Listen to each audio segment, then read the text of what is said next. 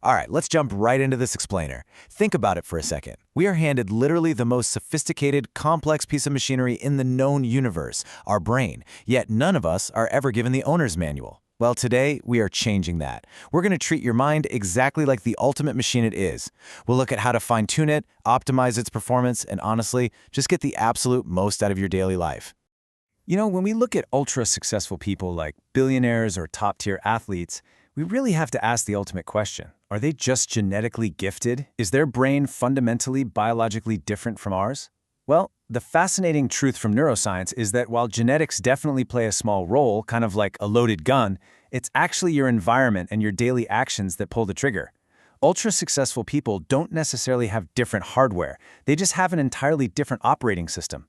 They've got this spark, sure, but more importantly, they've completely trained their minds to handle failure without breaking. Here's the real secret, though. Anyone can rewire their reality. You can do this by strengthening specific areas of your brain, absolutely no matter what your starting point is. Success isn't some birthright reserved for a lucky few. It's a neuroplastic skill. By focusing on a specific region called the prefrontal cortex, you can actively change your brain's physical structure. That's neuroplasticity. You are absolutely not stuck with the brain you have right now. Whether you're 25 or 40, you can literally sculpt your neural pathways to become way more resilient, intensely focused, and fundamentally more successful. So to get you there, we're going to build your brain's user manual from the ground up today. We'll start with 1, your brain's operating system. Then 2, the perfect morning routine. Next is 3, your sleep chronotype. After that, 4, increase your brain power. And finally 5, emotions and anxiety control. Okay, Section 1. Your brain's operating system, the hardware and software inside your head. Think of these 4 primary brainwaves as your brain's gears. Delta is your deep sleep phase. Then, when you're waking up but still kind of groggy and dreaming, you're in theta, which is actually a highly creative and suggestible state. Then there's alpha. That's that wonderfully calm, focused, intuitive state we all desperately want to be in. And finally, beta. This is your fast, active problem-solving rhythm, but it's also exactly where stress lives. Mastering the transition between these gears, especially learning how to hang out longer in those alpha and theta states, is the absolute key to unlocking intense focus. Right this second, there is a literal battle going on inside your head. Your primitive limbic system is acting like a hyper-alert watchman, constantly scanning for threats and triggering fight, flight, fear, or freeze responses. In most people, this system dictates a whopping 80% of their reactions. But then, you have your highly evolved prefrontal cortex. In humans, this makes up an incredible 40% of the brain's volume, compared to just 7% in rats. This is your logic, your command center, your emotional resilience. The secret to success? It's handing the steering wheel over to your prefrontal cortex so it can override that fearful limbic system. Section 2. The perfect morning routine, booting up the right way.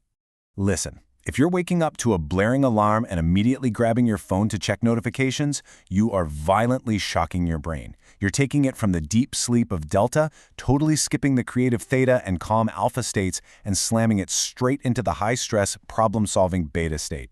Your brain is a Ferrari. If you start it up by revving it to the absolute max while it's in neutral, you're going to break the engine. You simply cannot fuel a high-performance machine with the kerosene of morning stress. Instead, you got to try this highly effective MOVER's routine to smoothly transition those brainwaves. Just dedicate 5 minutes to each step. Start with meditation to build up your alpha state. Then, oxygenation. Get outside into early morning sunlight to activate your circadian rhythm and take some deep breaths. Next is visualization. Neuroscience actually shows that visualizing an action, like playing the piano, builds almost the exact same neural pathways as physically doing it. Follow that up with exercise to build physical strength, reading something positive, and finally, scribing, or journaling, to dump any negative thoughts. It takes just 30 minutes, but it completely primes your prefrontal cortex for the day.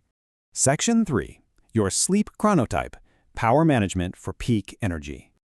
We've all heard that you have to wake up at 5 a.m. to be successful, right? Well, science says otherwise. You need to identify your sleep chronotype. Are you a lion who naturally peaks early in the morning?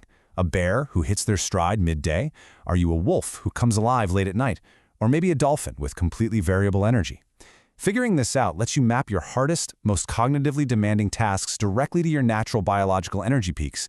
You're managing your energy here, not just your time. Section 4. Increase your brain power, software updates, and neuroplasticity. You see, monotony is the absolute enemy of the brain. If you do the exact same things every single day, your brain just goes on autopilot and stops growing. You need what scientists call neurobics, multi-sensory challenges. Try brushing your teeth with your non-dominant hand, or taking a completely different route to work. There's this amazing story of an army major posted to the extreme isolation of the Sayashin Glacier. To keep his brain from deteriorating in the cold and the endless monotony, he actually taught himself mirror writing with both hands. By forcing his brain to process entirely new, complex patterns, he kept his cognitive capacities incredibly sharp. It all really boils down to this classic neuroscience principle. Neurons that fire together, wire together. Wherever you place your focus, your attention, and your passion, your brain structurally changes to make that exact action easier in the future. So if you practice resilience every day, your brain literally wires itself for resilience. If you practice stress and anger, well, you wire your brain for stress. You are physically building the highways in your mind based on what you choose to think about daily. Section 5. Emotions and Anxiety Control, Troubleshooting Mental Glitches. 95%. That is a massive number, and it represents the percentage of people who struggle with procrastination. Now, if you procrastinate, you aren't broken. You're simply dealing with human biology. Fundamentally, the human brain is pretty lazy. It evolved to conserve energy for survival. It really doesn't want to burn calories on a difficult spreadsheet or a hard workout. So how do we override this biological laziness? You have to trick your brain using the 5-minute fix. Don't commit to a 2-hour workout or finishing a massive project. Just commit to 5 minutes.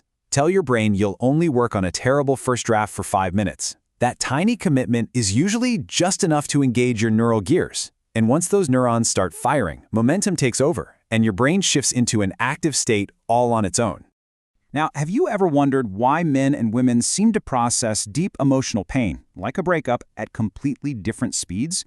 It often feels like a massive disconnect between the two, but it actually comes down to hormones and ancient survival programming. Because female biology is wired for early bonding, it pre-invests massive amounts of hormones, like oxytocin and serotonin, into a relationship right from the start. So when a breakup happens, that chemical loss is immediate and profound, leading to upfront grieving that usually resolves over 6 to 8 months. The male brain, on the other hand, is heavily driven by testosterone and wired evolutionarily to compartmentalize. Men often escape into work or distractions early on to avoid the emotion entirely. But because the brain hasn't processed the loss, the emotional reality hits them like a ton of bricks 6 to 12 months later. It's the exact same pain, just happening on a biologically delayed timeline. Okay, think about a time you totally lost your temper or got completely overwhelmed by panic. You were experiencing what's called an amygdala hijack.